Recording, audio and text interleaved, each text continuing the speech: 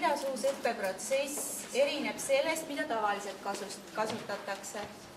Ja leidsime siis sellised vastused.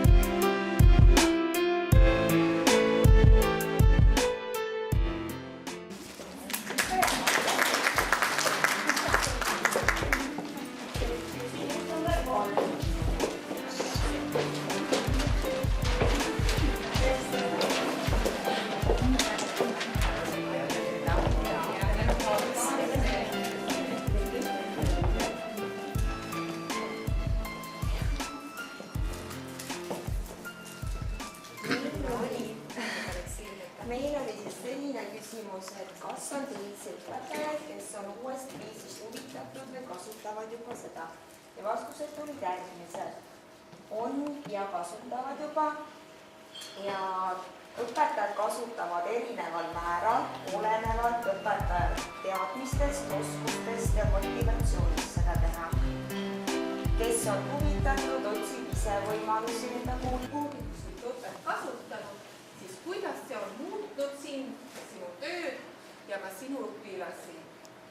Kindlasti lapsed muutuvad uudishimulikumaks ja tähelepanelikumaks, kui kasutada. Lapsed muutuvad enesekindlamaks ja julgemaks. Uudne himuslik õpe pakub lastele eduelamust ja hoiab eemale rutiinist. Ka õpetaja areneb ja saab uut indu juurde, uute teadmiste omandamiseks.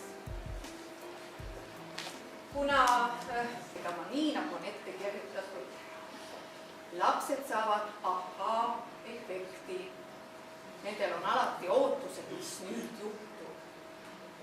Ja kui ma midagi teen, siis teen nii hästi, et teised saavad sellest kasu. Ka mina olen seda rakendanud niimoodi, et olen kätte saanud väga ilusa tunnistuse ja soovitan teistele ka tehke nii, et saate kätte selle ilusa tunnistuse. Siis on kasu sellest teie lastele, teile endale ja ka kolleegidele.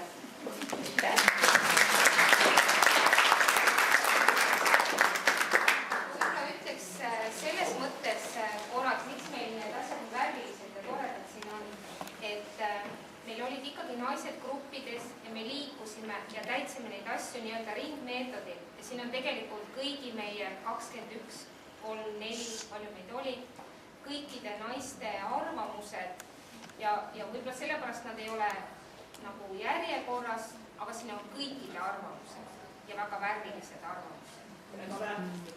Ja suur tänu meie naistele.